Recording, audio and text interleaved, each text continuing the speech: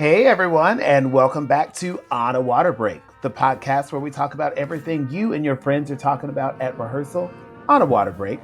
In this week's episode, we are live and we are recapping the WGI Championships. We'll also find out what made Trish say, I said, I don't care if we got a 5. I don't. You did. And why Whitney said, because they looked a little bit smaller, but they were doing ridiculous things. So it was like, yeah, that's them. All this and more on this week's episode of On a Water Break. 8 off the mat and go.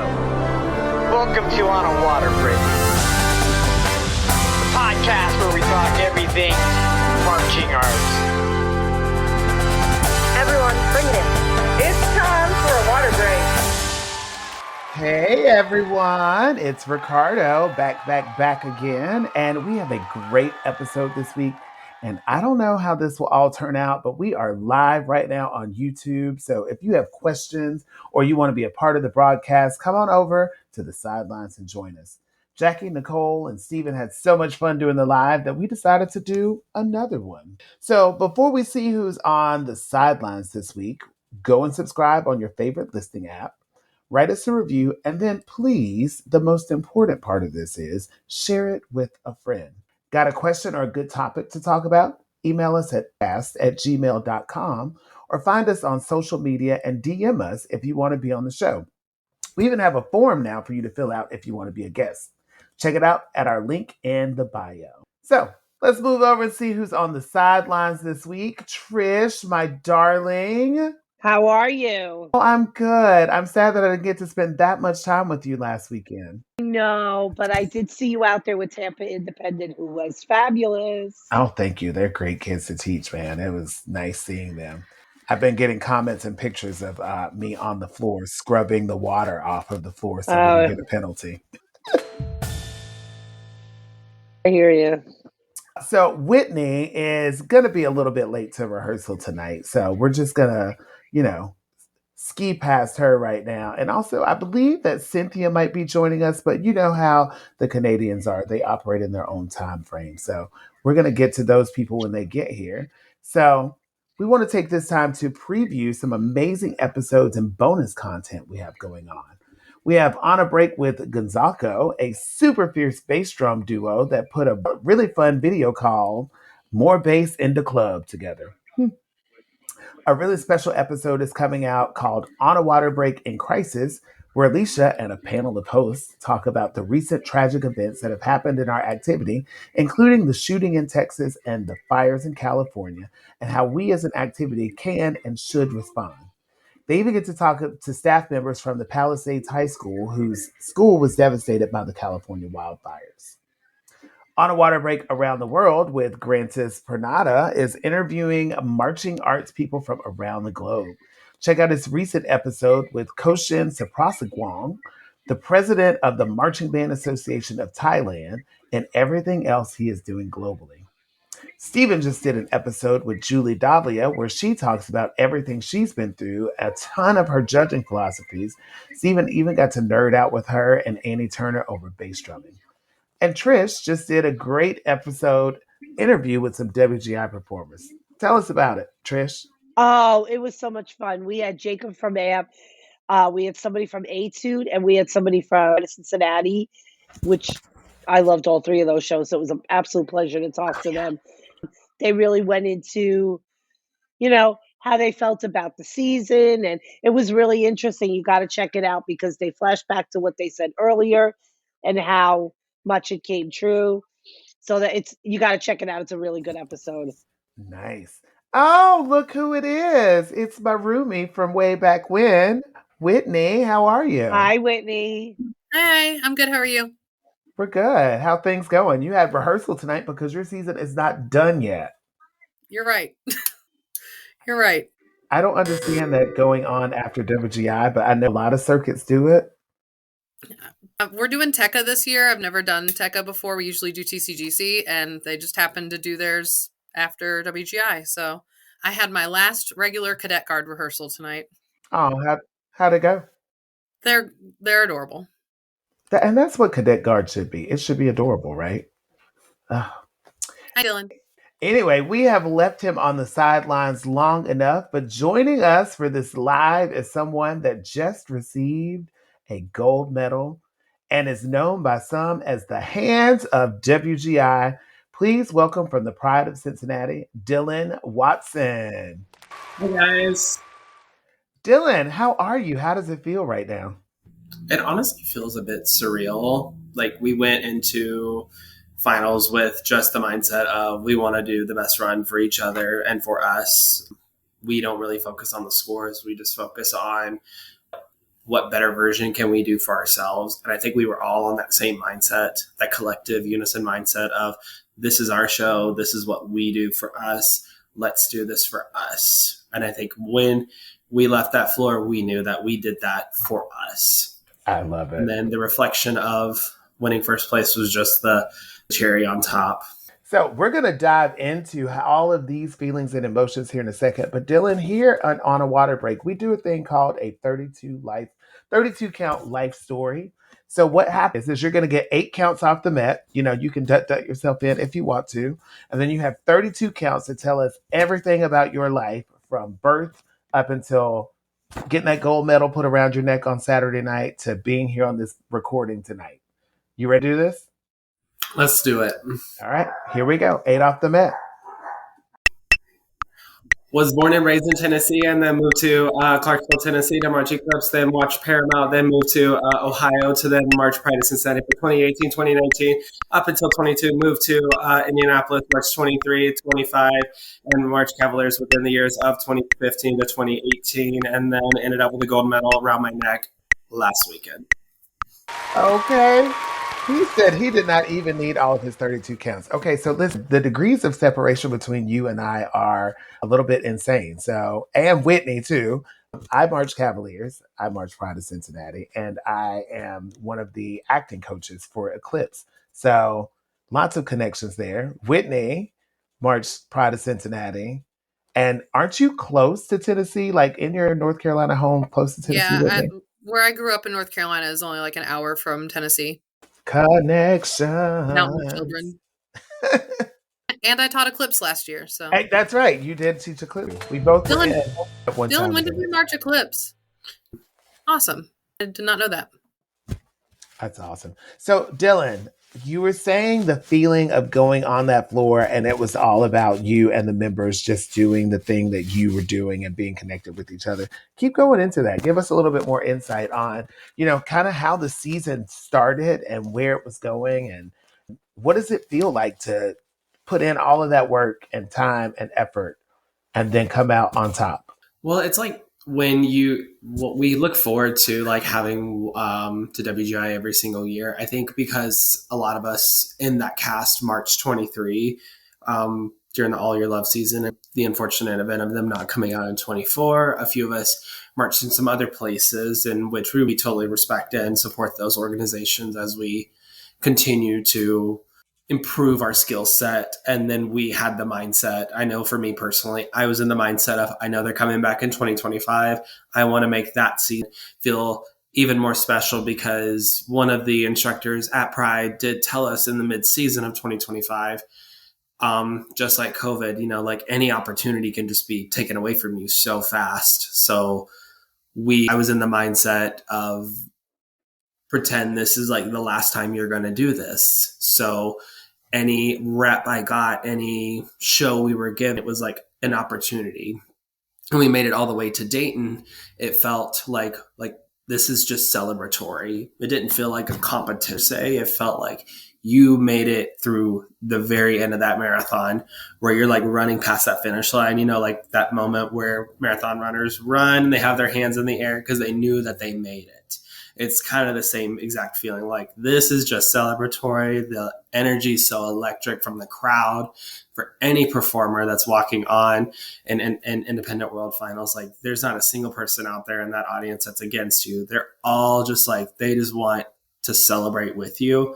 I think that was the collective energy of everybody, especially like from beginning to end. It was more just like, what product can we create that's going to be special for this particular cast, this particular staff, and this particular year at WGI? And this is definitely one that is going to be ingrained in my memory from the moment I walked on, from the moment I set the 50 to the moment I walked off. Every moment, just like I remember connecting with one person in each of those sections of the show. That's magic, man. So I have to tell you personally, okay, this is for the listeners too. I do not like to watch winter guard videos online or wherever during the season because I can't connect with the performers through a video. So I saw the flag feature for Pride. That was one of the few things that I did see before we went in. I was like, oh, that's a pretty cool flag feature. When I finally got to see it live on Friday night, it literally took my breath away. Just seeing how all of you on that floor, this little tiny circle floor with all those people, spend time in close proximity. I mean, there was a magic, there was an energy, there was something undeniable about it. And I was so glad that my first time to see it was you guys living your best life out there on that floor. I mean, you guys have to feel that love coming from the audience as you're performing. Or are you too busy worrying about where count 8 is? It's kind of a mixture of both. We talk about a script in our brain because throughout the performance career, Whitney, this might be something that you can relate to too, especially in your years of marching, where you have your designated counts on your checkpoints, but you also have the script in your brain, like telling you, make sure you do this, like hit that angle, do that on this count right here, or a little to the left, because you might hook something to the right. Like that's one thing that we always talked about was work on your script. What is your script in this moment? Are you performing here? Make sure you're telling yourself that you perform here. Like I know for the flag feature, for example, I was not part of the flag feature. I was part of the 3-turn group. So doing the obnoxious version of it was insanity. It was well, insanity. damn. Well, the obnoxious part where we ran it 5 times, I was like, I gotta do 5 3-turns. Okay, let's do it. But that was that's what we worked on a lot, was that script and that approach. And I think that was one of the most successful approaches with all of us, because it was able to balance between technical and emotional without one teeter-tottering more than the other. Like we had that insurance policy, which I'm sure we've all heard that phrase before. Make sure your insurance policy is good. How's that coming along? You can always be able to find that balance. That's why I tell my kids too. I'm like, what's going on up here? I know you can do this, but it's all this. Mm-hmm. It is. It's more mental than anything. I think there's something interesting too about crazy coming into world class finals and walking out of the tunnel. And if you're with Pride and some of the other groups, the crowd just loses it. They see the curtain open and they're just losing it. And that's when your heart drops through all the way to your toes and you're like, oh God. But even more now, you guys have 360 of people watching you, It wasn't quite that aggressive when I marched, but still you walk in and there's just people everywhere and you can just the electricity that you feel on the floor, there's no other way to describe it besides literally it just feels electric in there, and you just are getting all of that, and you just feel like your skin is buzzing, and it's just I have chills thinking of it right now because it is just it's so wild, and nothing can prepare you for that except for world class finals. That's it. That's the only thing you can do. DCI finals doesn't prepare you for that. Literally nothing. All right, so we are going to take a moment and jump over to a little bit of commercial. So we will be right back with you here on a water break.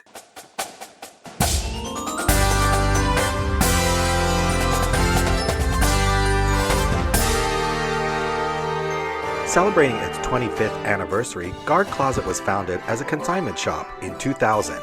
Since then, it has grown to become your one-stop shop for the marching arts. Do you need consignment uniforms and flags for your color guard, marching band, or drumline? We have thousands of sets of consignments in stock and ready to ship. Do you need show design and custom choreography? Our designers have years of experience in the marching arts. Do you need to sell your items and clear out your storage areas? We take in more than 600 sets of consignments each year and return hundreds of thousands of dollars to our consigners for their sales. Do you need to have your students order shoes, gloves, and other equipment?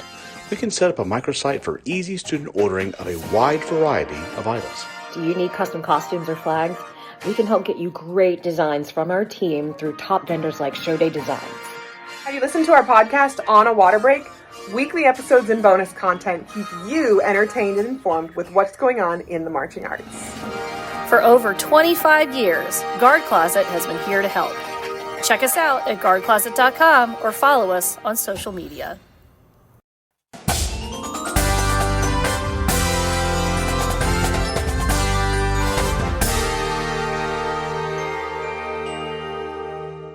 Hey friends, we are back to On a Water Break, and we have a new friend who is joining us on the sidelines.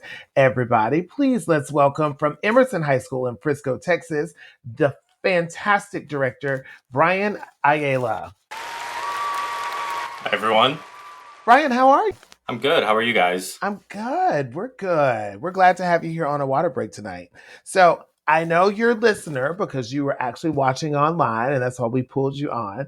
But you know that we do a 32 count life story with all of our guests. You get 8 counts off of the Met, and then you give us 32 counts of your life from birth up until today when you stepped onto this podcast. You ready to do this? Right. Yeah, let's go for it. All right, here we go. 8 off the Met. Duck yourself in. All right, I'm Bryan Ayala. Oh, early again. I'm Bryan Ayala, constantly early, as you guys can tell. I was born in San Francisco, California. I moved to Grand Rapids, Michigan when I was 8. Moved down to Florida a few years ago to teach Sebastian River High School, and I currently live in Texas. My marching experience includes interplay winterguard back when I was in high school, Onyx winterguard, blue coats, and crown. And I've helped out with a multitude of different programs when it comes to choreography, technician, or just clinician work. And yeah, I'm in Texas, just getting all the support and all the love I need from community. Love it. Awesome. Okay, Bryan, so first of all, I'm going to ask some questions. How long have you been at Emerson High School? 2 years. Okay, so it has come to my knowledge that you guys started off in Scholastic A at the beginning of the season, and you were promoted? That is correct. And you were promoted by the circuit and not WGI? That is also correct. So then, WGI went through the appeal process and stay in A. But you are 5th place in Scholastic Open Class. Sir. I have to tell you, I'm going to ask you to talk about and kind of tell us through the show. But when I sat and watched it, the thing I got to know is, did y'all have to rehearse in those costumes to figure out all those costume changes as it went along? How many costume changes were there? There was an arm sleeve at the very beginning. If you count the hood reveal after 2 counts was the second one. The top coming off, the pants coming off, and finally the base layer being revealed under the flag toss. So a total of 5 different costume changes. And to answer the question, every single rehearsal was always a uniform rehearsal, which is awful considering that they were white uniforms. So we had to clean them and wash them almost weekly. Okay, so shout out to the moms at Emerson High School for keeping those costumes clean because they look stunning. I had no idea. I'm sitting here watching. I saw the first costume change, the sleeve, as you said, and I was like, oh, that's cute, like a little sleeve. But, I'm a fan of RuPaul's Drag Race, okay? And so, if you're going to pull your wig off and you're going to have another wig underneath it, it better be something stunning. Not only did I get one wig reveal, I got a second wig reveal that was like, oh. The third wig reveal was like, oh my God. And then that last one with the arms and how it was, I was flabbergasted just by the costumes alone. And that's not even talking about how good the kids were, how good their hands were. Like, tell us, what was your inspiration for the show? How did you come up with all of this?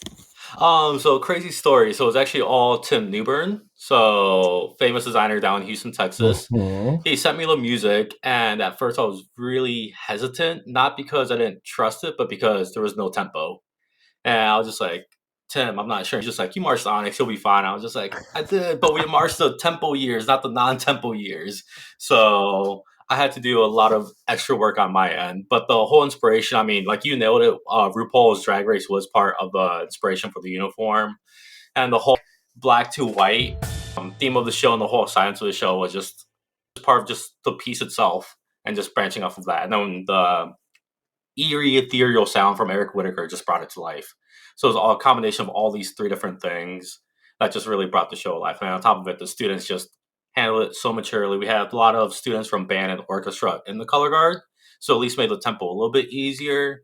But I just remember early season just defining sections. I was like, all right, on the third, you're going to move here, but not on the There's a higher pitch. It's very subtle, but you want to make sure you're moving at that point. So it's just a lot of work on our end. And it definitely helped me grow as a director this season because, boy, oh boy, tempo-less show is so much harder than what I thought it was. Yes, as someone who just did a tempo-less show as well, I know that pain, and choreographing to oohs and doos, honey, is a lot. But you hit the nail on the head when you said that you had band and orchestra members in there. That explains a lot of the musicality in your performers, because that's not something that most color guard people possess on that level, to be able to pull off that level of artistry with the musicality and something that doesn't have a tempo. It was just stunning. Thank you. Stunning. All right. Guys, we got to get to our actual conversation. Producer Jeremy, cue the news music.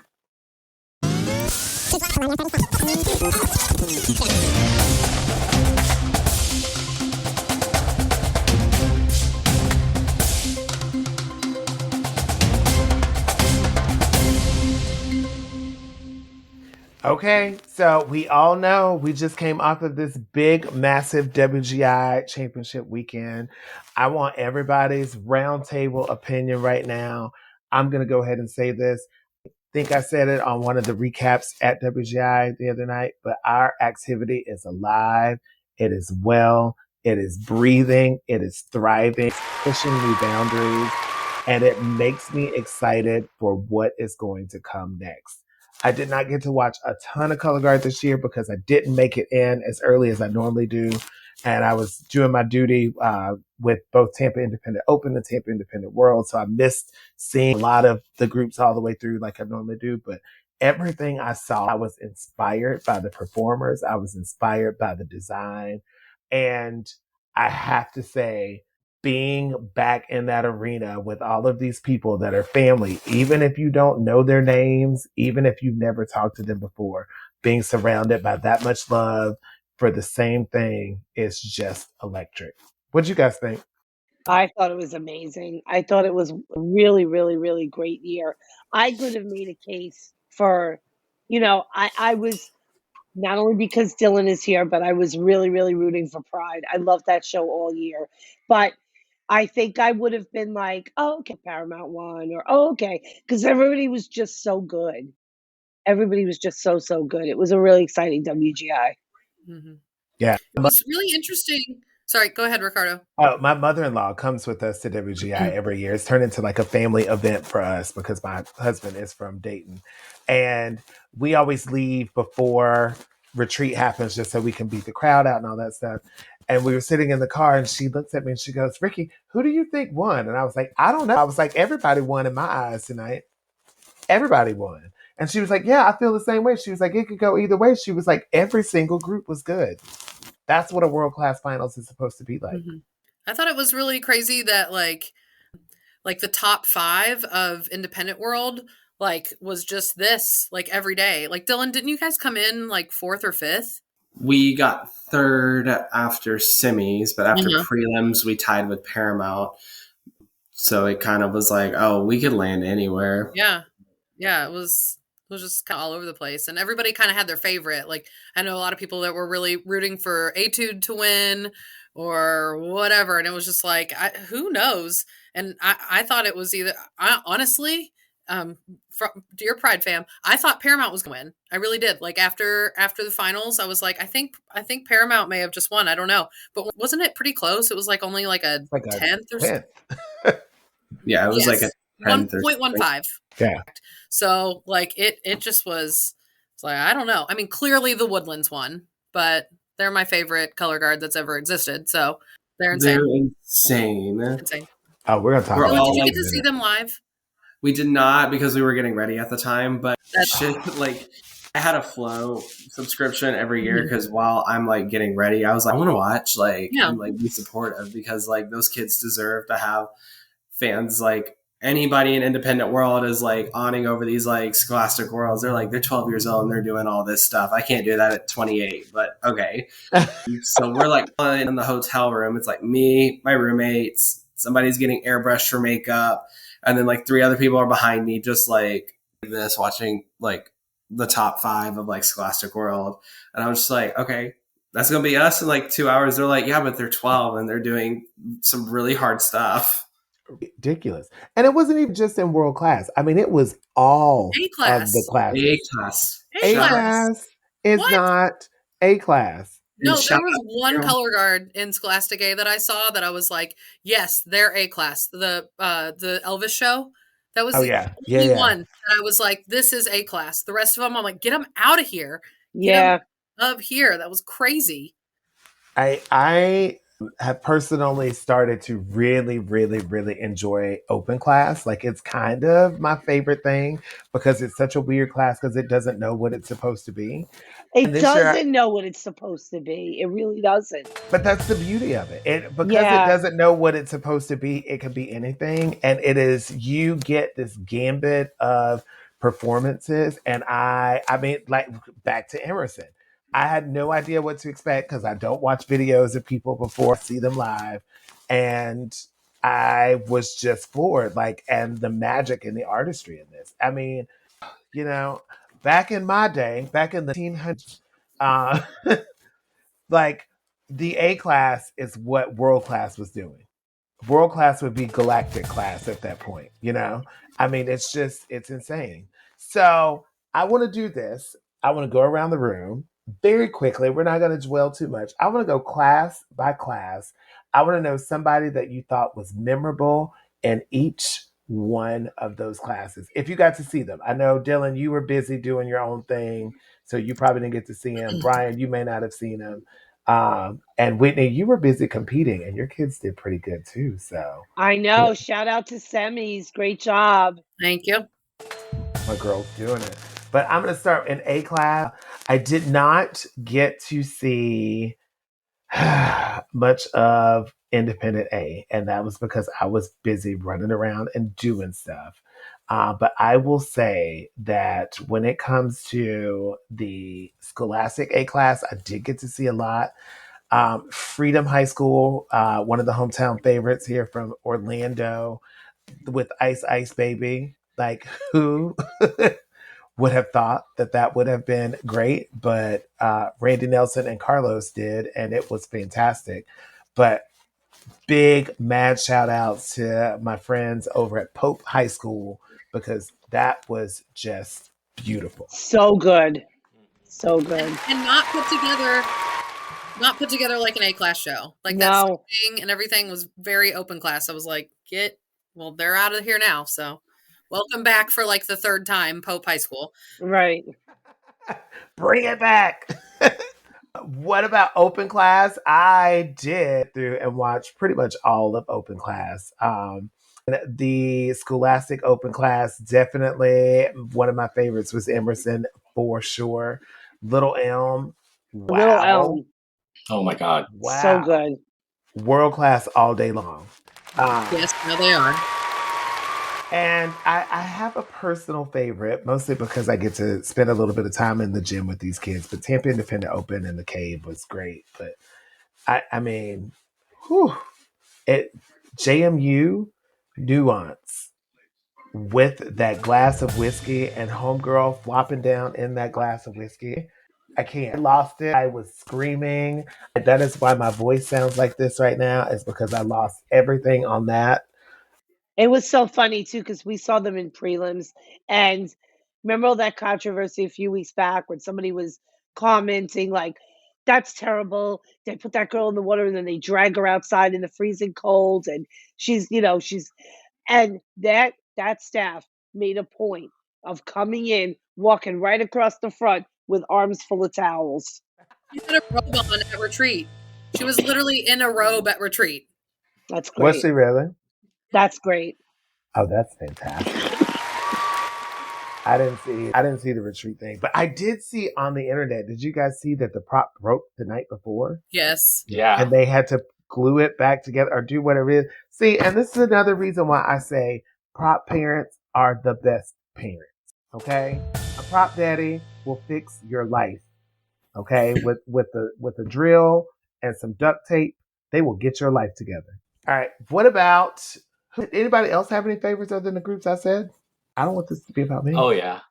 I'm gonna go Wiley High School in A class. Yes. Woo! Yes. Oh my god. Yes. So much fun. So electric. Yeah. And I'm going to go Third Legend. Absolutely beautiful. One of my favorites all year. I just actually watched that because someone sent me. Okay, yeah, back to my conversation from earlier. I do watch videos after WGI when I no longer have a choice and I know I'm not going to be able to see them live again. I do watch videos, and I got sent that video, and that was pretty. It was a pretty show. Yeah. I was going to say shout out to Carol for making class finals for the first time in their history. Yes. Yeah. Been in that program for 4 years, and I'm just so thankful that they finally had the opportunity to do that. It's awesome. Yeah. Congratulations. What about open class? Anybody have open class favorites? Oh, I thought we were doing both, but we were doing Little Ellen. Yeah. That's why I threw Third Legend in there. I'm sorry. Oh no, it's good. We're just chatting amongst friends. That's I right. didn't get to see it live, but they were rehearsing right next to us, Palm Desert Charter Middle School. Ridiculous. I know that they're middle schoolers, but like seeing them actually rehearse, it was just insane. We rehearsed next to them too on a Thursday. We were right over there. It was like, those are the middle schoolers, right? Because they looked a little bit smaller, but they were doing ridiculous things. So it was like, yeah, that's them. Okay. Yeah, they smiled. I saw the braces. I was like, they don't know what algebra is. Oh my God. But they do know what exchanges are. And I know that we have talked to that staff and like their approach and how they do things, but it just, I mean, as someone who teaches high school, who can't get my kids to do that in high school, I'm like, what are they feeding them kids? Rifles. They literally eat rifles. On a platter. Make the rifle be a rifle. There you go. Oh my God. Come back next week. Do what, week. Dylan? I was like, come back next week and know how to throw a quad. Mm-hmm. And they do. Yep. Oh. Nuts. The whole color guard threw a quad, minus like 2 kids doing something up here in the corner. They all Oh my threw a quad. gosh. All of them. Middle school. I'm jealous. So this is like a shameless thing that I do to my kids. Sometimes I will put on videos of them and I will go, just so you know, those are 7th and 8th graders. I know. And my kids are like, what? I'm like, yeah, so you can do anything you want to do. I also do that with the Scholastic World kids too, because I go, these kids are the same age as you and they can do this. So, yep. So Ricardo, we have a question here from Sammy McClinton. He wants to know, she wants to know, I'm not sure, what is the song of the season? Is that a question? It's clearly hope. It's hope. I mean, are we talking the best song or the most overused song or both? Could be both. Both. That could be both. It's a great. I just think it's so interesting that we finally found rap music that is appropriate for the Winter Guard stage, but it was just the one song. Right. But even with that, and all the different times that we saw it, every single time I saw it, it was a completely different take. It was a completely different approach of it, and I was. And just you know like, what's so funny is that cool. lyric in the song, "Give the people something different." Every single one of them gave the people something different. I did think it was interesting though. There were a few that I saw this weekend who did exchanges over the props it was the same part, the 30 seconds or 30 years part, the really heavy rap part where Warren did the double time feature. There were a couple guards that did exchanges with flags over props at that same part. And I was like, what? Weird. Just crazy. It was like really the only similarity. I was like, Phoenix Independent doing that. Oh, they were so good. I really liked them. Oh yeah, I liked them. Oh, my independent open class shout out is Lavoot. What does that even mean? What does Lavoot mean? I took French. I don't remember. I haven't been practicing my French in a while. No, I only practice ballet French now. So right. I really loved them. They were beautiful. Oh, all right. Let us move into Scholastic World first. Hands 4 days, Warren Central High School. Thank you. We were talking earlier about, and we can get back to this, but what's the guard that really grew on you during the season? It was them. It was them. I don't know if it was the Hope thing for me in the beginning, or I don't know what it was, but they actually came to our Power Regional in Pennsylvania, and seeing them in person is totally different. Oh yeah. Totally different. Yeah. And I saw them in Dayton too. Their rock star girl, she's incredible. I don't look at my rifle when I'm tossing it. I just put my hands up there because I know it's coming back to it. Right. Yeah, I watched her the whole time. I have no idea what else was happening on the floor, but I was just watching her the whole time. She was amazing. And those kids are so sweet too. We got the chance to sit by them at Tri-State because we went on an exhibition. They were sitting behind us before we went to go warm up, and I turned around and was like, "Wait, are you guys Warren Central?" And they were just like, "Hey, you guys are Pride," and they decided to clip me right then, and I was like, "Oh, you got clipped." Oh, I got clipped all weekend long. I had my jacket, and someone goes, "Oh, he's in Pride." They gave me 2 clips, and I was like, "Okay, thank you."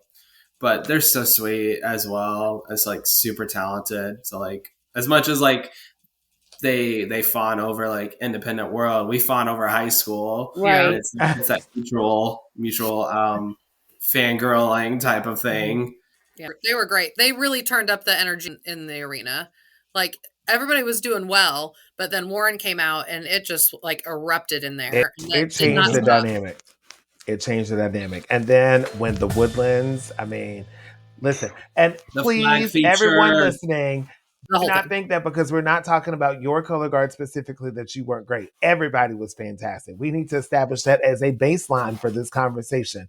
We are just talking amongst each other, talking about things that really, really, really stuck out. The Woodlands, my God, today. My God, today. When I was in the airport getting ready to get on the plane, I was on Instagram, and of course, everything was all these little clips and stuff.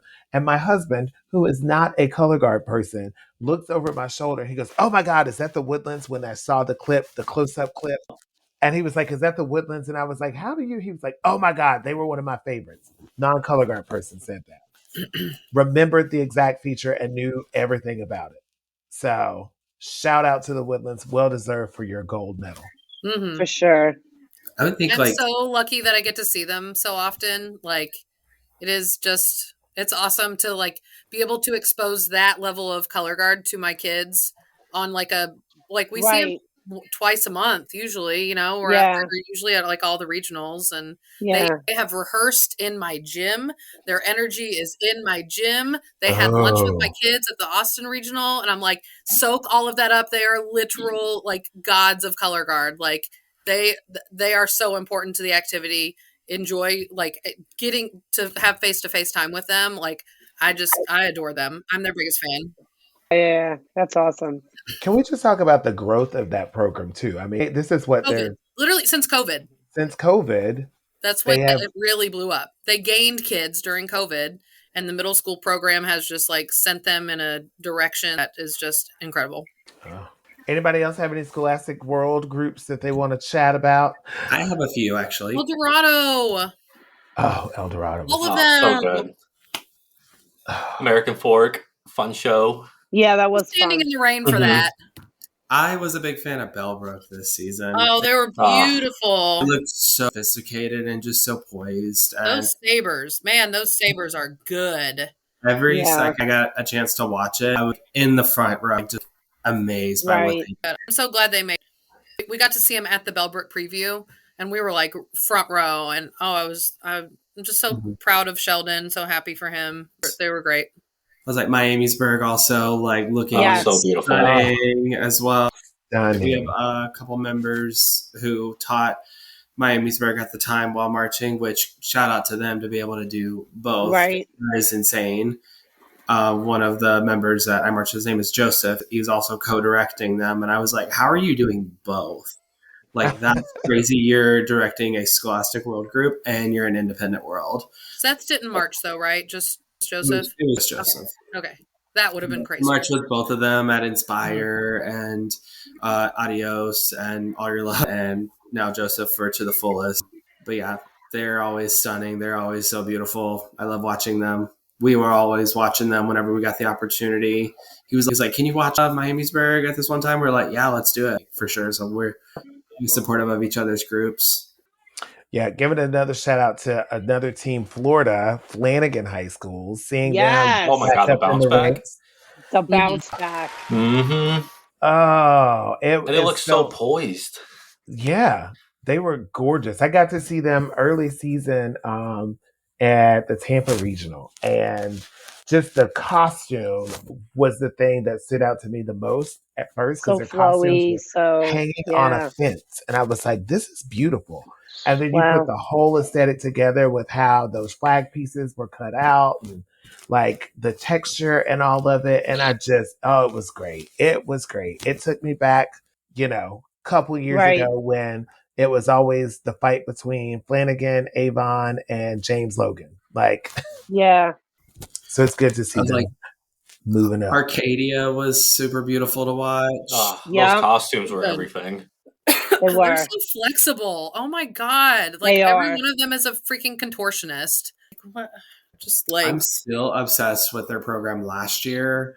And me too. That was cool. Intricacy with all those boards. I was like, just the thought process behind that. Yeah. Mm-hmm. And even with the tentacles this year, I was like, that's so cool. That's like those looked heavy. Like when they hit the ground, I was like, there's sand or something in those, because they sounded really heavy. And then, of course, like Carmel with those props, like having the one girl, the ripple saber all the way down to her. Like you could hear that saber crack through the video. I was like, she's insane. But they're I thought that she broke that saber in half. I didn't see it through the video. I was putting on makeup. I know. Putting on my makeup, and I went, did I just hear a saber break? Awful. That would have been awful if that happened. I really liked El Dorado at like 4th place. That's crazy. They've only been in world class for a couple of years now, right? I know. They got promoted not too long ago, but they were just beautiful to watch. They were just easy to watch. I really liked them. All right, Center Grove too. Center Grove, crazy. Northview, Northview. Northview. Everybody, all of them. Everybody. Yeah. So since we're talking about everybody, let's talk about Independent World. So we have a comment here from Gardy from our live YouTube. Says Vox Artium Rest in Peace was amazing. Yep. Oh my God, so good. They always just bring the energy. They know how to tell the story. You know you're gonna get an outstandingly fun show from them. And you know what's so funny is when we went after we performed in Kentucky, we ran back to watch the last round of Independent World. Vox and Amp were on back to back, and we were like, "Oh, it's the Scream section of the show," because you got those two back to back. The crowd ain't sitting down. So I will say that my saddest thing of this season is that I did not get to see Vox because we were in rotation when Vox was going on, and we came on right after them. So all I got to see was Homegirl still performing her way all the way out the ramp. As we were the same coming girl onto the that floor. played Bloody Mary last year, right? Yeah, we interviewed her last year too. We did. Got it. After Dayton, we did. Yeah. I just have to say, like, my favorite part about Vox is I got to watch them from the back, and all those like way up high seats. They always give the back audience a show. They do. And I thought it was just last year, but they did it again this year, and I just appreciate that so much from them. You have to now. There's people everywhere. When are we going to start designing shows that are meant for 360? For an arena? Or what? Designing shows for an arena. An arena stage is literally all the sides. And it didn't dawn on me until we were in Dayton, until I was in Dayton with my kids and it was their first Dayton. Because like I said, we went back and we watched, the last block of prelims after we left Kentucky, and all the, at local shows. I mean, we have Amp and Fusion in our local circuit in New Jersey, but they always have to see them from the back. And they got to see them from the front. And I turned to them and I said, it's a lot different in the front, isn't it? They were like, oh, yeah. So you're right. You might be onto something with the 360 for sure. Who else we have another shout out from YouTube. Dylan Overreader wants to know, it's a question for Dylan. As a member of Pride, how was it to perform in such a small area? It certainly had its challenges at first. When they were staging it, I was like thinking to myself, I'm very close to this person and I'm holding a piece of equipment. They're holding a flag and I'm like less than a foot away from them. It's like, so this is going to be a very interesting process. It definitely had its trial and errors, but everything that we did, I thought the design staff, the choreographers, they were very smart about like what to do and to also like stay true to our aesthetic and whatnot. And I think that was key to making the show successful, because the point of it kind of reminded me of my first year in 2018, where we didn't Beautiful show. One of my favorites. We didn't have a floor at the time, but we started in a pod and we moved with the pod. So it kind of reminded me of that, how we were put in such a vulnerable position where it was about you. It wasn't, you weren't playing a character, or you weren't, it wasn't about the twirls. It was about like, this is me. This is my genuine self performing to you. Right. So it's one of those like really unique experiences, like kind of what Ricardo was talking about earlier, saying that it was a different feel versus a video versus in person. That type of caliber of show, I think, is so unique because of that connection from performer to viewer that you can get only in that in-person experience. You can't get that through a video. I'm sorry. We apologize. It's still an Oxen reader. Sorry. But I also have a question for Dylan Watson. We didn't get to ask, we had Andrew on the earlier podcast. We didn't get to ask him. For those who don't know, what's the significance of the different costume at the end?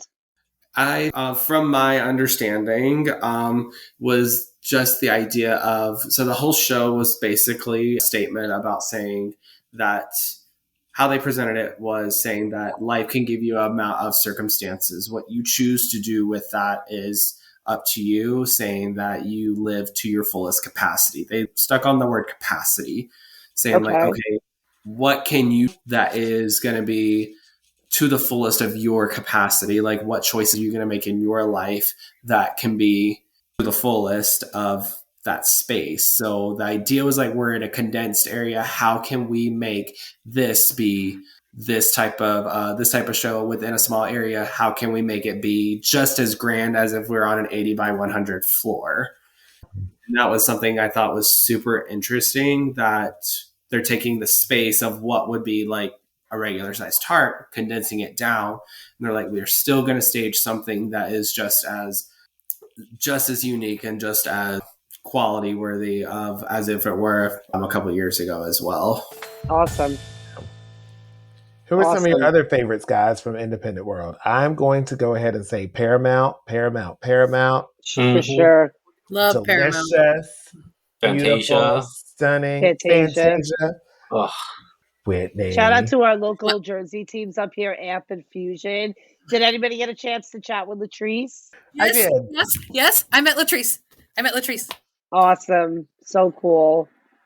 I've known Tim since before the Latrice days, so it was fun to see Tim back in Colorguard world as opposed to his ultra stardom now as Latrice. So it was shout kind out of to fun. Show Day for those gorgeous costumes. And we were talking on the other recording earlier about how many people in the tent actually wore that fur jacket. How many people actually had that on? Still catwalk. It was too fun. I was like, shout out to Elevate for making Independent World Finals. That part. I didn't get to see well. Ricardo, you had the amp jacket on too? Oh yeah, I did a whole course you thing did. across the floor. Now it only fit like on one arm, but I did. That's all right. Oh. So many good shows on Independent World. So many.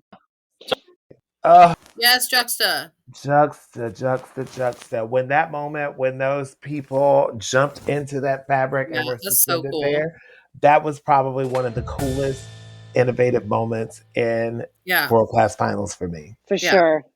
I was like, shout out to that designer, because I worked with her at Carol. I was like, that is stunning that you did that. That's right. Becca. I love Becca. I love me some Becca. I love Becca. So, in other news, things that happened at WGI, we had a fantastic wedding proposal by one of our Tampa Independent members. Maddie Nelson got engaged and it was caught on social media. And I will be chatting with Maddie soon about how her proposal went. Oh, yay. So that's going to be fun. But Trish, I believe that you have a little announcement for us about the I DCI do. Hall So of Fame. DCI announced their Hall of Fame class of 2025. It includes Jack Bevins, who's the former director of the Velvet Knights. Dating back to my days in WGI, the Velvet Knights were always like kind of the amp or the Vox Artium of that time. They always did these crowd pleasing shows, and even in DCI, they would do these like, they would do a beach show, and then they would have like, a shark fin run across the field and play da da da da da. So definitely some memorable moments for them. So congratulations to Jack, the husband of our good friend Susie Harloff, who's been on the podcast many times. Matt Harloff, the longtime brass caption head of Carolina Crown, so many Jim Ott awards. So congratulations to Matt Harloff. Maybe we can get him and Susie on at some point to talk about it. Alan Christensen, DCI adjudicator. Congratulations to him as well. And finally, somebody that many of us in here know and have had the pleasure of working with, Jim Moore. So congratulations to Jim Moore. His birthday today, too. Yeah. Oh, yay. Happy birthday, Jim. Michael Gates' post was funny. It was like, wish him happy birthday and DCI Hall of Fame induction. Happy birthday, right? Jim, shouting back to our old Alter Ego days when Alter Ego was an A guard, you coming in and writing amazing choreo. So shout out, good times back then, and congratulations. Right? Who here has been taught by Jim Moore? Me. Not taught by, worked with, briefly. Oh, you haven't? He taught me Pride and Crown, so Like, a little bit of both. that is one thing I wish I could have experienced, is learning from Jim Moore. And I love his maybe one day choreography. I will. Loved it. I feel so beautiful doing his choreography. I used to sit Whitney, there didn't back he in the write the day. part of the choreography where you lifted me? Probably lifted you. I was one of the boys. I lifted everybody. Amanda across the floor, whatever. So that crop. Mm-hmm. We're like, who's that? That's the Whitney Houston.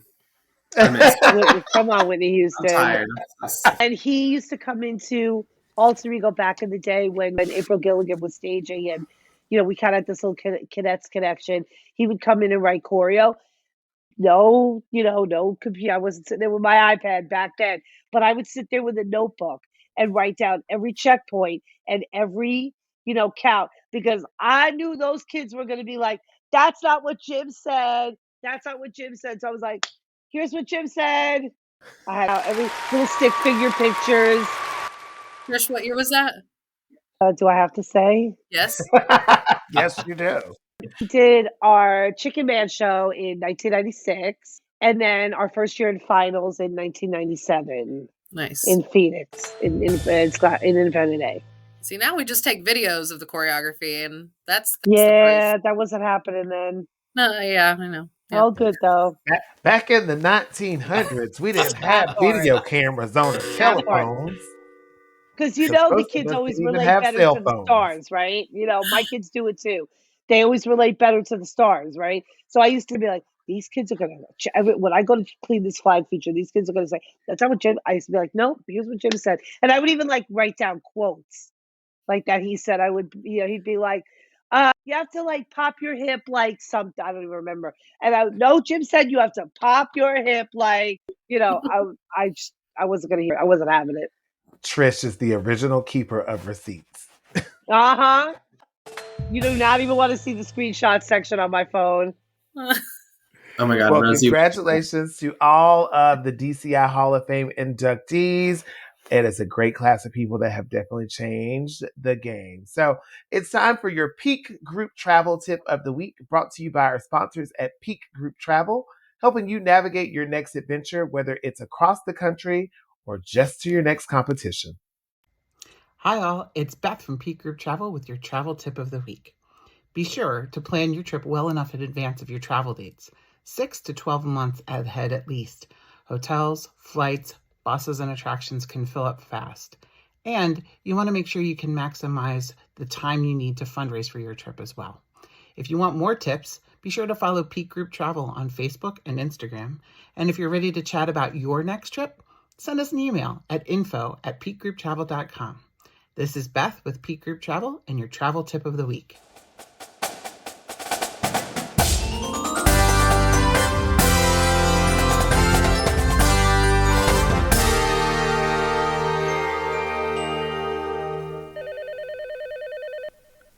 Ready to elevate your travel game? Welcome to Peak Group Travel, the ultimate adventure creators. Whether you're planning an unforgettable class trip, a once-in-a-lifetime parade experience for your marching band, or a choir tour full of memorable performance venues, Peak Group Travel handles it all, so you can focus on making memories.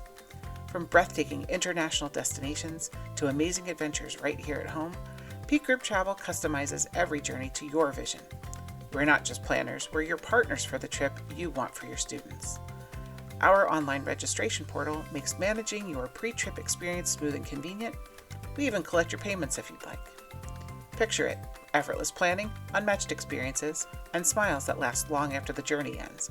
That's the Peak Group Travel difference. And if you choose to partner with Peak on your next tour, and you mention that you heard about us on the On a Water Break podcast, you'll earn a $100 trip credit. Discover why groups everywhere trust Peak Group Travel.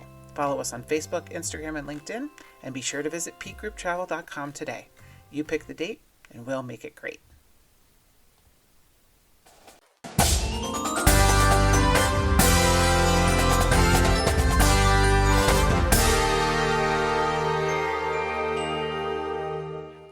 Okay, everyone, we are back, and it is time for a 60-second tech block. This is the segment where one of our hosts or guest clinician is put on the spot to deliver a non-stop 60-second tech session on a topic that needs some serious attention after the last run. 60-second tech block. 60-second tech block!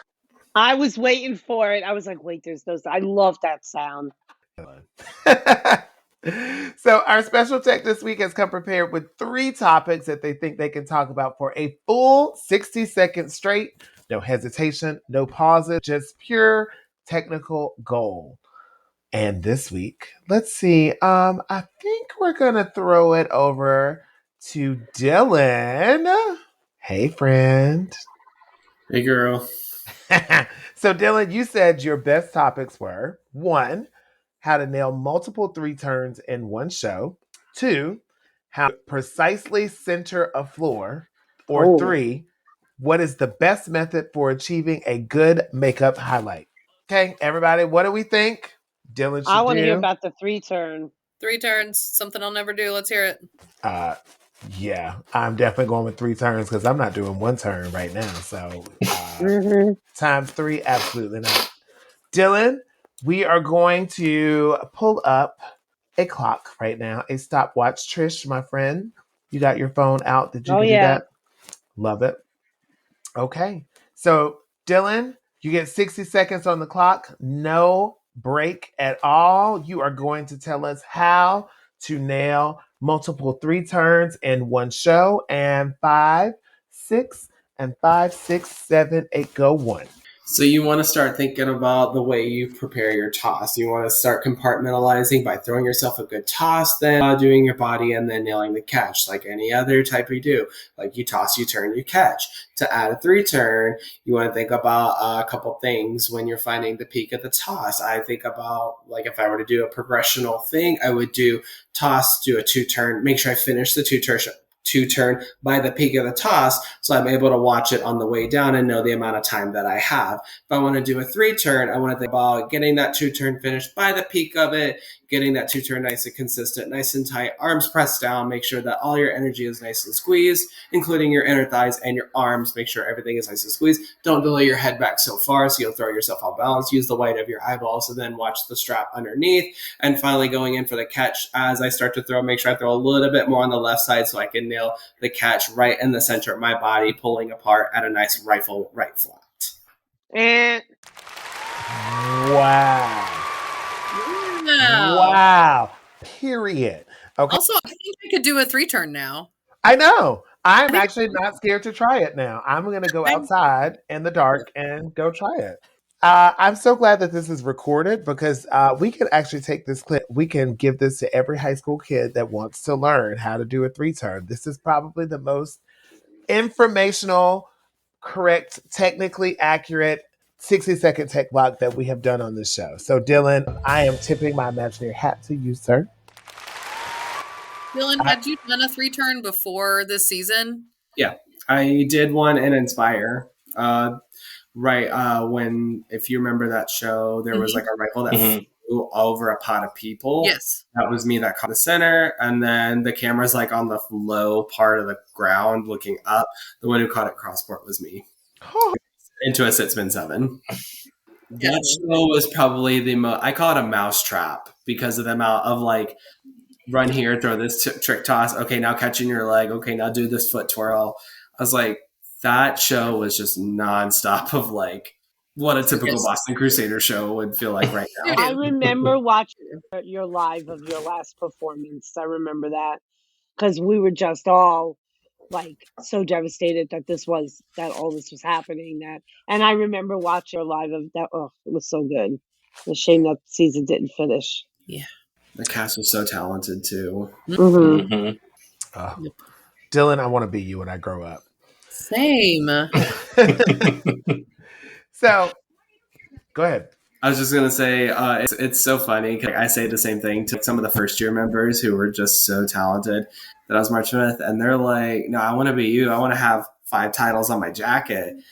And I was like, oh, this just shows that I'm old. No. In a funny way. Yeah.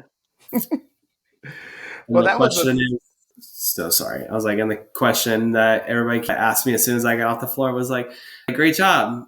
Are you done? Are you done? Are you done? Inquiring minds want to know. Inquiring minds. I've been going back and forth, and if they make the decision to come out for the 2026 season, yes. And we will follow up with you here on a water break. That is adorable.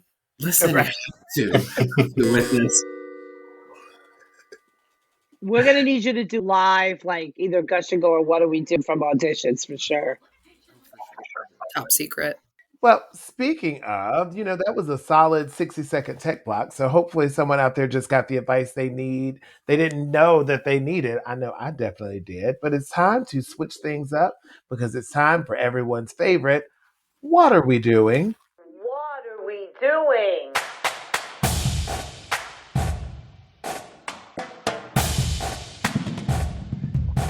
What are we doing? So this is the part of the show where we let loose a little bit or maybe not. This is your chance to rant about something in the marching arts that just doesn't make sense. Maybe it's a tradition that maybe it's a habit that performers can't seem to break. Maybe it's something that makes you think, why are we even doing this? Or why haven't we started doing this yet? Whatever it is, this is your moment to call it out. So who's got something they need to get off their chest? Trish, sister girl. Okay, so what are we doing giving Scholastic A guards the same exact score they got at the Power Region? And it wasn't just my team, because I started looking at the recap. I'm like, that one had that at the Power Regional. That one had that at the Power Regional. I get it. The neighborhoods are set up. We get it. They know what's up. They know what's going on. But it was just like, so when we got back, so after we left Kentucky, we got to the arena. The recap had been posted, and my assistant said, you better go talk to the kids. And I said, why? And she said, well, they're really upset about the score. And I said, are you kidding me? Like, get over here. I said, I don't care if we got a 5. I don't. You did your first Dayton. You had an amazing run in your first Dayton. I honestly don't care.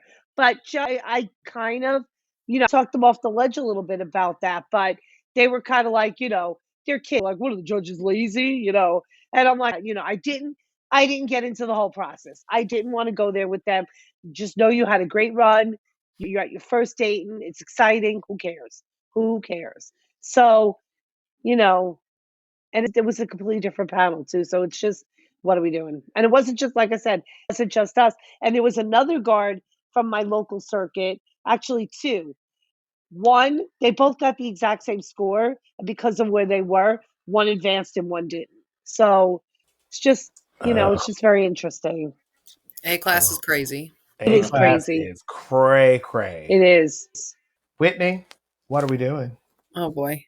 Oh, I'm about to burst some happiness bubbles, but what are we doing proposing at WGI retreat? I'm sorry. I think it's tacky.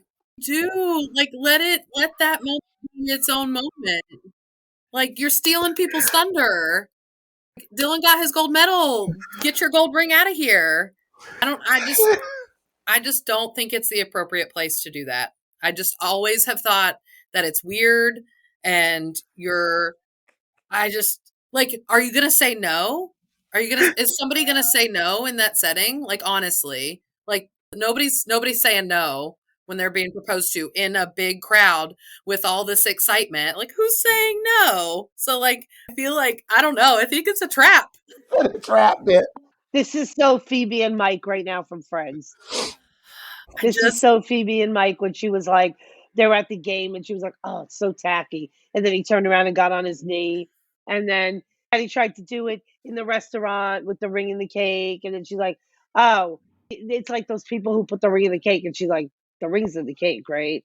So this is very Friends right now. But then I have a Friends reference for pretty much everything in life. So that's my what are we doing? I'm sorry. And I hope they end up very happy. I hope they're happy with their decision and their choices, but it's just not for me. I just think it's tacky. The end. Can't stop laughing right now. I'm so sorry, listeners. Okay. Dylan, what are we doing? I was more so in just get through it, but I would say, what are we doing? Taking photos post run-throughs, like the pictures, talking about you sign. I'm like, everybody's sweaty. The uniforms look gross at that point. Your makeup's all sweated off. It is not a good look. Why don't we do this? Brown spot on my teal uniform from my foundation. I'm like, yeah, I'm gonna buy photos of that. No, I'm not gonna. I'm such a bad director. I didn't even see the Joe Lech thing at Truist. Like, we came out, they had their oranges, and then they were kind of like, the people were like, get the floor out. And then we got back to the hotel. I said to the band director, we didn't take a Joe Lech picture, but I honestly didn't see it. So whatever. I will say we do in Florida at our circuit championships, we do a specific picture time before you start your rotation. So you get time to go and get yourself, make sure your face looks good, that you are in full drag, your hair is looking like what you wanted, what you intended to look like, and your costume does not have sweat marks on it. And we take the picture and then we go through rotation and we do the show. I have never understood why post this after the show when everybody is a hot mess, can't nobody breathe. Half the people are falling out on their asthma inhalers, laying down on the floor somewhere, and we got to drag them and hold them up and prop their asses up so that they can be in this picture with everybody looking a hot mess. And it's like, oh, this is the end of our season. No. Dylan, I'm giving you kudos for calling it out. Something needs to be said about it.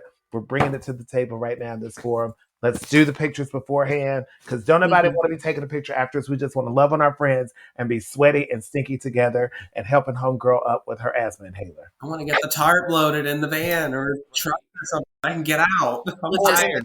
In the case of this year, fighting the rain, So thankful we did not have props. I felt bad for Vox, who was within our same round of prelims, and every single thing we had a rain plan essentially. We practiced how we were going to wrap all the fabrics, all the tarp strips that we did. But I'm looking over and I see all those panels that they had. And I was like, I feel really bad for them, for that loading crew. So kudos to that entire team. And also because they're traveling from the other side of the country. I know that's easy. Bonus, Dylan, what are we doing? The picture at UD, was that in the concourse, where equipment warm-up used to be? Because I remember that's where it was last year. Which picture? I'm sorry. You were talking about the picture after prelims, the group photo. Oh, yeah, it's where the old equipment used to Yeah. be. It's like, yeah. And they had those line of iPads or whatever. Yes. Mm-hmm.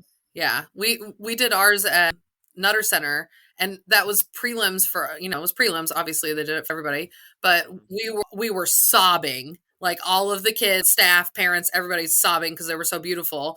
And then they had to go take their picture, and their makeup is just everywhere, looking a hot mess.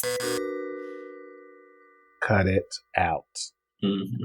I'm throwing in a bonus. What are we doing? Just to piggyback off of what we were talking about with the props and the rain.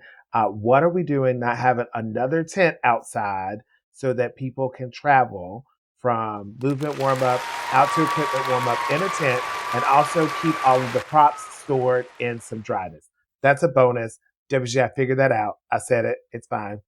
Yeah. Fight me. Just whatever. Connect the tents. Why Connect can't we the tent. just Connect the tents. There's a tent company that will provide it for you. I know they will. Right. They can get you a tent big enough for equipment warm up. There can be a tent to keep all of this stuff dry, because we know it's going to rain or snow or something ugly in Dayton every year. Anyways, that was a bonus. That was not my real one. We'll come back to me in a minute. But Bryan, what are we doing? Wristbands. Listen, my biggest thing is that we've grown so much in this activity now we only get 10 wristbands for staff and chaperones. I just feel like we just need to up it. I mean, I'm looking at the world-class staffs, and it's just like you have 15 people on staff. There's no way you have enough wristbands for that alone without paying the VIP package. So I would like to at least increase the wristbands. That's my biggest take. Get more chaperones, more help. Right. Charge us more money, but give us more wristbands. I'm all for it. So we don't have to buy tickets for those people, because you can't get into those spaces with tickets. You have to have the wristband to go anywhere, like any show. Or at least the option to buy more wristbands at the discount. Okay. So my what are we doing is probably going to either get me a boot or a toot, but I feel like it needs to be said. What are we doing having the A-class kids doing 2 shows in one day, running all over the state of Ohio? That part. Toot. I get it. I understand. But it is the largest class in WGI. It is the most brutal class to fight in. And those kids and those judges are having to narrow all of that stuff down. And the turnaround time between semifinals and finals is insane. I know it's a huge, huge cost overage to move and start a class at least one day earlier on Wednesday, so that the kids can do prelims on Wednesday, semifinals on Thursday, and then Friday night have a true final show where the kids are rested and they're in their best light. But bless those babies' hearts out there on that floor on Friday night. They was tired, honey. They was tired. Nobody's having a fantastic, guards did have good runs, but nobody's having a flawless, fantastic run when they have ran all around the state of Ohio for 2 days, and then they have to go and be in finals. It's not fair. I'm sorry. Get mad at me. Again, I'm already going to be putting my boxing gloves on because I've talked about the tent. So if we're going to fight about this, we can fight about it. But I think the only solution is to move it, have A-class start on Wednesday. They did that a few years ago. In 19, the A-class was Wednesday, because it was actually nice, because I was with West Milford High School then, and they got to perform prelims in the arena. We were on last 10:30 at night in the UD arena. Yeah. So because nobody was performing in UD arena, they did SA there, and it was awesome. It was a great experience for the kids. But you got to go out a day late or earlier. That's the problem. Great job, everyone. Set your equipment down. Touch and go. All right. Well, we got that off our chest. So now let's bring some positive energy into the room. Welcome to Gush and Go. This is your chance to shout out something awesome happening in your life, marching arts related or not. Maybe you're excited about a performance, a student success, a big life event, or just something cool you want to brag about. No negativity here, just pure, unfiltered hype. So who's got something to gush and go about? Just call us out, whoever. Trish, how about you? Make All Bryan right. go. My gush and go is the clipping. What a Yes. cute, Mm-hmm. cheap, easy Toot. idea to Toot. bring everybody, and everybody's doing it. It's not, just the little SA guards. Everybody's doing it. And my kids got so excited, like, oh my God, I got clipped by, some World Guard or whatever. And it's the friendship bracelets for a thing for a minute, but that's time consuming and you got to go buy the stuff or whatever. This, you go to the dollar store, honey, you buy those clothespins and it's super easy. Everybody was, buying into it. I was kind of like a little jealous with my kids because I was like, I didn't get clipped. They're like, you don't clip your own guard. I was like, oh, okay, whatever. What cute, easy idea. Mm-hmm. I was Jimmy also, says- Trish, upset that I did not get clipped. And my Same. kids were like, you walk too fast. And I was like, literally called I out. felt good. I had them all in my dreads. I was like, I felt something hitting. I was like, what is going on? It was like Eclipse kids were just hitting me up and It's so clipping cute. me down. It really Mhm. is It's cute. crazy how it blew up. Hope they bring it back. Too. Me too, Brian. Anybody that had like a Lululemon or any type of crossbody, like I saw those things lined up. Yeah. Mm-hmm. Even Elevate, like a couple of them had the top hats, or people who wore like anything like that, they were just like wrapped around. Yeah. Yes. Yeah. So Jer- cute. No, Jeremy, I don't think percussion's going to do that. I don't even watch each other perform, so I don't think they're clipping each other. They're too busy hanging out in the lot. Mm-hmm. A lot. Jeffrey, what lot are we doing? Who are you asking, Trish? Christine, he has that catchphrase, lot are we doing? Because he hates Lot lots. are And we he's, doing? Mhm. he's a Yes. percussion guy, but he doesn't like the lots. He Yeah. likes to watch the show. Gotcha. I was like, "Who's Jeffrey?" I met somebody. All good. Okay, Whitney, what are you gushing and going Friends about? of the family. I'm going to gush about Texas and how we freaking threw down at WGI. And did. It was awesome. There were 6 Scholastic A guards in finals, 6 Scholastic Open guards in finals, and we got 3 Scholastic medals. First gold medal in Scholastic World coming back to Texas. Like, it was just really awesome. And I understand that the state is big, but we're far away. Like, it takes a lot to get us there. Like, for example, my kids paid $2,100 a piece to go to WGI. Yeah. Oh. We went through music travel, so like it is expensive. We had our tour guide, charter bus, all the things, flights. But like it's expensive to get there for us, and it's hard. And a lot of districts don't let you go every year, or they have like the 4-year rule where you can't travel out of Texas, but once every 4 years. Mhm. But we had 36 guards at WGI, so we had the highest amount by a good amount. So the ratio is going to be there probably, but like there's been years in the past. I remember 2023, a lot of Texas guards, including myself, we got preliminated. So it was awesome to see Texas just throwing down. And like in Scholastic A, it was like 11, 9, 8, 7, like it was like back to back Texas guards. And it was like that in Scholastic Open too. I think we had 1, 4, 5, 6, 7, 8. Like it was crazy. So I'm just really happy for Texas, and I'm glad that we're finally like showing up and showing down. Oh yeah, it was noticed by everybody. Dylan, what are you gushing and going about? Okay, mine's a little more personal, like more like a little bit postseason. Gushing and going about the more exposure I got as an individual, more recognition within the activity, especially like because I had been spending so much of my time in it. Like we're like saying, "Oh, like you're this person."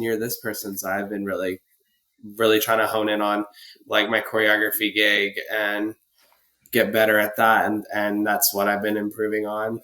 And I guess another thing too, I'm starting my 3rd year in the architecture program at Arizona State University. Wow. Oh wow, go Sun Devils. Be done in 2 years. Nice. That's awesome. Dylan, what do you like to choreograph the most so people can hire you?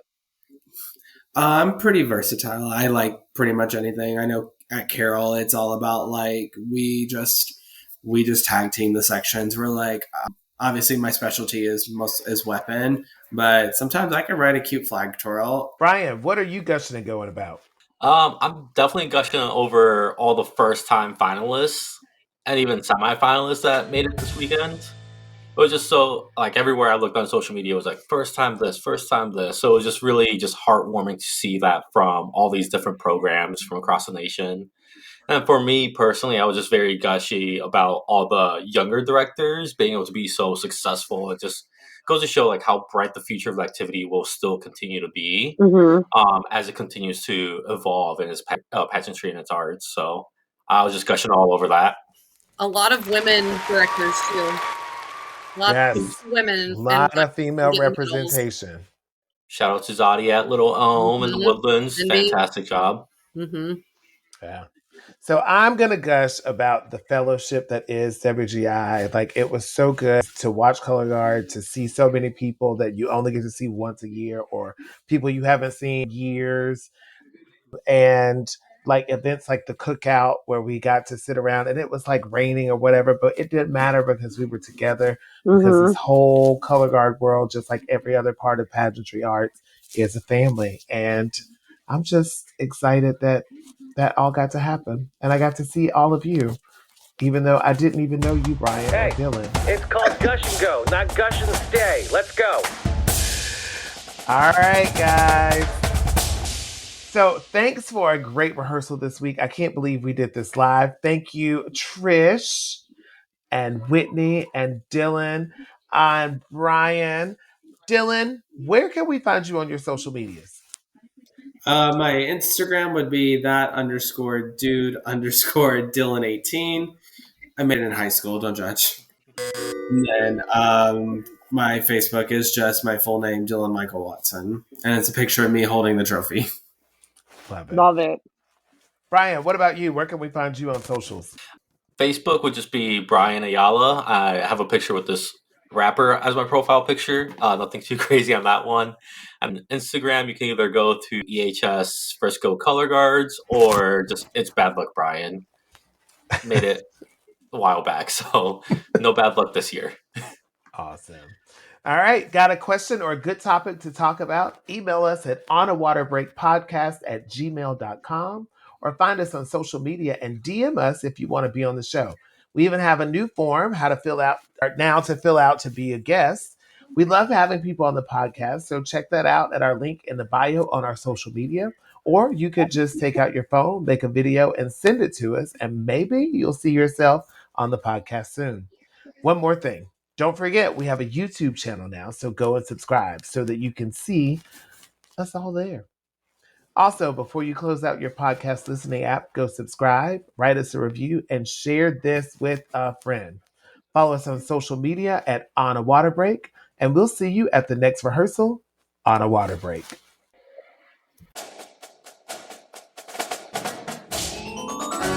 The On a Water Break podcast was produced by Jeremy Williams and Christine Ream. The intro and outro music was produced by Josh Lyda. To learn more, visit lydamusic.com. And until next time, thanks for tuning in.